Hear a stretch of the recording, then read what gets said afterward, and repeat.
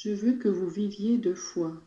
Mes enfants bien-aimés, il m'est cher dans cette rencontre d'insister pour que vous augmentiez toujours plus votre foi. L'Esprit Saint dit que l'homme juste vit de foi. Et vous, ne cherchez-vous pas la justice dans votre manière de vivre et dans vos rapports avec Dieu, avec votre prochain et avec vous-même? Mais comment sera-t-il possible d'être juste si on ne tient pas Dieu comme modèle au moyen de la foi? J'ai dit un jour, celui qui vit et croit en moi, même s'il est mort, vivra, et quiconque vit et croit en moi ne mourra jamais. De vous, je veux ceci, que, vivant dans votre corps mortel, vous aspiriez à cette vie qui n'aura jamais de fin, et pour laquelle vous êtes nés.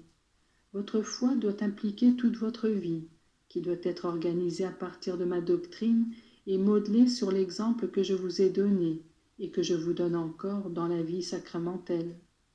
Ma doctrine fut la continuation et le perfectionnement de ces vérités révélées par Dieu aux saints patriarches et aux prophètes dans l'Ancien Testament. Ces vérités furent perfectionnées par la parole divine sortie de ma bouche durant mes prédications et par la pratique constante de la loi de Dieu que j'ai traduite instant après instant dans toutes mes actions. Vivre de foi veut dire réaliser dans votre vie mes enseignements, de manière à observer les commandements à la perfection et à accepter les conseils évangéliques pour parvenir à un degré de sainteté plus élevé. Quand Thomas a pu mettre ses doigts dans mes plaies et sa main dans mon côté, il répondit par cette très belle exclamation qui témoignait de sa foi. « Mon Seigneur et mon Dieu !» Vous devez faire vôtre cette invocation, même si vous ne voyez pas les signes de ma crucifixion, mais que c'est seulement ma parole qui vous est rapportée, puisque je dis encore, comme à Thomas, « Bienheureux ceux qui auront cru sans avoir vu ». Je vous demande d'exercer la foi, c'est-à-dire je vous demande de croire à la bonté, à la providence, à l'amour de Dieu, à la sagesse et toute puissance, même quand vos situations et les événements quotidiens ne sont pas sereins, voire plutôt sombres. Est-ce que peut-être les saints de l'Ancien Testament marchaient toujours dans la lumière du soleil? N'ont-ils pas dû attendre pendant des années et des années la rédemption? Et les prophètes, n'ont-ils pas souvent été persécutés et tués? Et les bons, n'ont-ils pas dû, en toutes circonstances, souffrir? Qu'aurait valu leur souffrance s'ils n'avaient pas espéré et cru? Il faut croire, quand les lumières se mélangent aux ombres et quand les dangers, les incertitudes, les difficultés viennent enlever la force et rendre moins sereine la vie. Je continue dans le tabernacle à vous donner un exemple de vie, de foi. J'attends sans cesse les âmes qui viennent puiser à ma vie leur vie. Je suis la vertu personnifiée, je suis l'amour, je suis l'humilité, je suis la blancheur immaculée, je suis la générosité.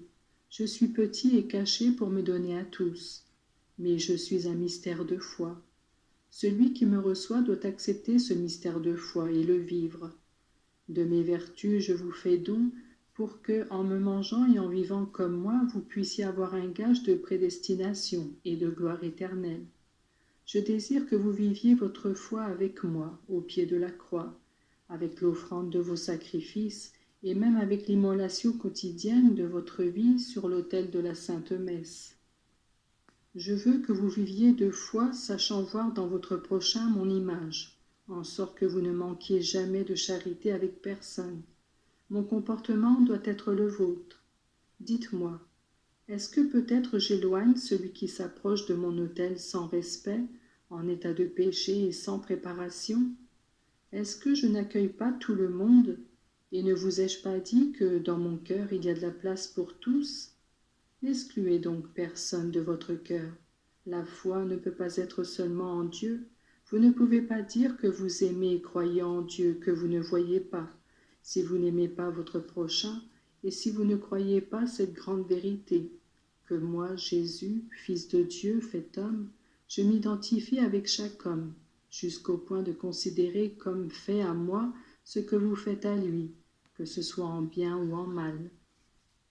Je veux que vous soyez des croyants tout d'une pièce, sans respect humain, sans exhibitionnisme, prompts à donner votre vie pour témoigner de votre foi.